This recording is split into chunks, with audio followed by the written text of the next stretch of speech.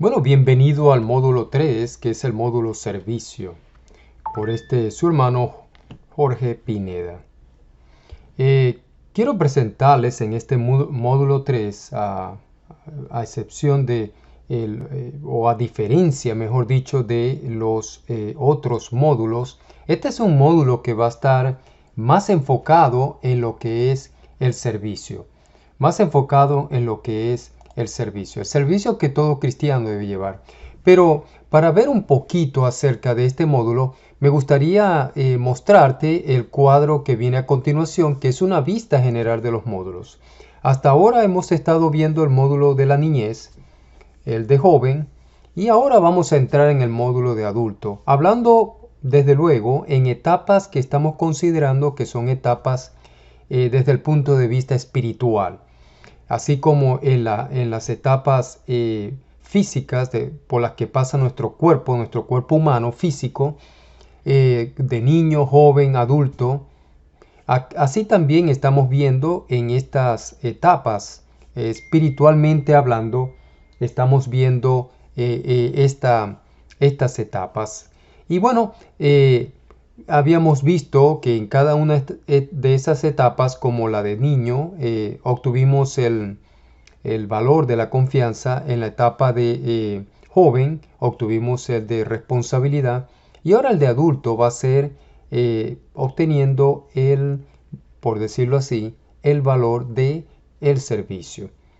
Y bueno, no se puede servir correctamente o apropiadamente en la iglesia si realmente no entendemos el propósito de lo que es la responsabilidad que tenemos como cristianos. Entonces la responsabilidad es importante para poder llevar a cabo un servicio correcto a nuestros semejantes. Y también, bueno, si no existe una verdadera confianza, si no descansamos verdaderamente en aquel en el cual es el objeto de nuestra fe, que es Jesucristo, pues no vamos a ser responsables correctamente en las actividades que tengamos que hacer en la iglesia, porque es precisamente para dedicarle estas actividades a ese que es el propósito, vamos a decirlo así, el objeto de nuestra confianza, que es Jesucristo. Y obviamente sin la confianza y la responsabilidad no vamos a poder tener el servicio. Bueno, en este módulo 3 vamos también a tener la oportunidad de ver 15 lecciones.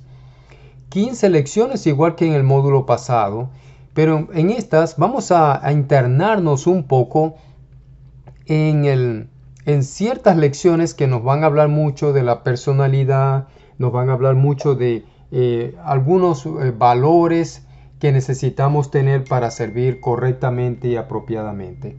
Primeramente vamos a ver la lección de servir, se relaciona con personas, porque realmente es allí el enfoque donde vamos a hacer hincapié, y es en las relaciones personales. Hemos sido creados con un objetivo, y el objetivo es para tener relaciones importantes con otras personas. Y en la iglesia, pues obviamente, es donde vamos a ejecutar este servicio, donde vamos a incluir a estas personas que realmente nos rodean. Ahora, otra cosa interesante también que vamos a ver en esta segunda lección, es llevarse bien con otros comienza por uno mismo. Es decir, en esta segunda lección vamos a estar viendo cómo, por ejemplo, mejorar la manera de comunicarnos con otros, y en gran parte pues la respuesta a la solución de los conflictos que podemos tener en las relaciones. Interesante, vamos a ver algunas aplicaciones de ella, e inclusive vamos a ver usar la parábola de el buen samaritano. En la tercera lección vamos a ver que existen personas difíciles o imposibles de servir. Y esto es verdaderamente una realidad en nuestra sociedad, ya que existen personas normales que se pueden tratar sin novedad alguna, pero existen otras personas bastante complicadas o relaciones que demandan mucho de nuestra atención. Luego vamos a entrar en la lección número 4, La lección número 4 es que nos hablan cómo controlar a los que controlan. Imagínate, es una lección bastante interesante porque este es uno de los problemas que con frecuencia encontramos en muchas parejas que reciben consejería. Como también es encontrado en individuos e incluso en empresas donde el control parece ser uno de los factores que dañan un poco o por lo menos afectan a las relaciones entre las personas. Luego vamos a entrar en la lección número 5 y la lección número 5 donde dicen las personas pueden cambiar, porque sí, efectivamente hay personas que pueden cambiar. Y aun cuando sabemos y entendemos que existen personas imposibles o difíciles, algunos de ellos pueden llegar a ser tan irritables, tan insoportables, pero estas personas pueden tener la oportunidad de cambiar si realmente reciben la ayuda correcta o si realmente entienden la posición o la manera en que están dañando a otros. Esa es la lección número 5 y vamos a estar hablando un poco acerca de todo lo relacionado a esta lección. Cuando entramos a la lección número 6 vamos a ver aquellos que escuchan son los que se llevan con los demás.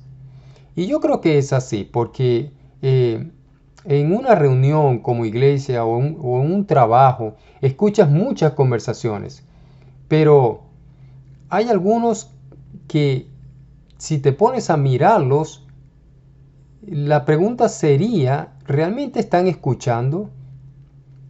Estas son cosas que son cuestionables, sobre todo cuando cada uno tiene algo que decir, ¿no? Y no piensa en no termina de escuchar y entender lo que el otro está diciendo cuando está hablando. Lo que sí estamos seguros a veces es que si no hay quien escuche, no habrá entonces una verdadera comunicación y por lo tanto no hay una relación. Esto vamos a desarrollarlo profundamente en la lección número 6. Cuando entramos en la lección 7, vamos a ver sobre la conexión entre generaciones. Existimos en un mundo donde hablamos, tenemos diferentes etiquetas de generación en generación. Traemos la etiqueta de los llamados boomers, la generación X, la generación N o algunas otras que se han dado lugar en estos recientes años. Pues vamos a ver cómo estas generaciones pueden causar tensión, a lo que llamamos nosotros la tensión generacional. Van a haber puntos de vista en lo que es la generación en la familia, cuando se habla de algún aspecto que tiene que realizarse en la familia, se hablan de aquellos tiempos, los tiempos que tú viviste, etcétera, etcétera. Bueno, también tenemos en la lección número 8 que va a hablar sobre las diferentes maneras como las personas aprenden.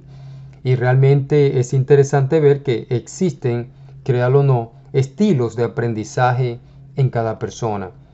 Hay que considerar los elementos que afectan el aprendizaje y hay que mirar y entender también la manera como percibimos el mundo, el vocabulario de cada sentido, en las frases, etcétera, etcétera. Hay que mirar todas estas cosas que nos pueden ayudar. Inclusive vamos a incluir el movimiento de los ojos como un factor importante para entender a estas personas, es decir, para entender cómo ellas aprenden. La lección número 9 nos va a hablar de la comunicación es un reto entre hombres y mujeres. No es algo que realmente ocurre entre hombre a hombre y mujer, es algo que ocurre entre ellos también. Desde el Génesis mismo vemos que Dios creó al hombre y a la imagen de Dios los creó, varón y hembra los creó, dice la palabra de Dios. Hay diferencias, ¿verdad?, enmarcadas en ellos y las diferencias que vamos a estar viendo acá entran, vamos a decir, factores como el cerebro, quien funciona diferente entre hombres y mujeres. Y vamos a ver muchas cosas que ayudan a entender por qué chocan a veces en las relaciones hombres y mujeres. Muy interesante esa lección. La número 10 nos va a llevar a aprendiendo a hablar el lenguaje del otro. Y esto es una cosa muy importante porque ya vimos que existen diferencias físicas entre el hombre y la mujer.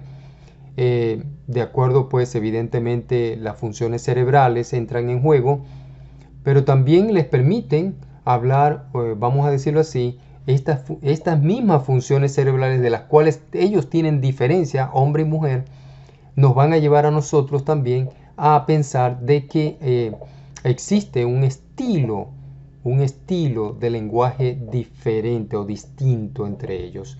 Y vamos a estar hablando de eso en esa lección número 10. La lección número 11, que habla cómo la personalidad afecta la comunicación. Y eso me recuerda a mí un hecho, un relato, ¿verdad?, que comentó Robert Speer cuando dijo que hacía muchos años atrás, dice él, yo fui recibido por el rector de una pequeña facultad en el sur del país. El establecimiento de enseñanza tenía pocos lugares para hospedar. Y dice él que ya todos estaban ocupados. Entonces, él menciona que lo siguiente, fui entonces invitado a hospedarme en su casa, es decir, en la casa del rector.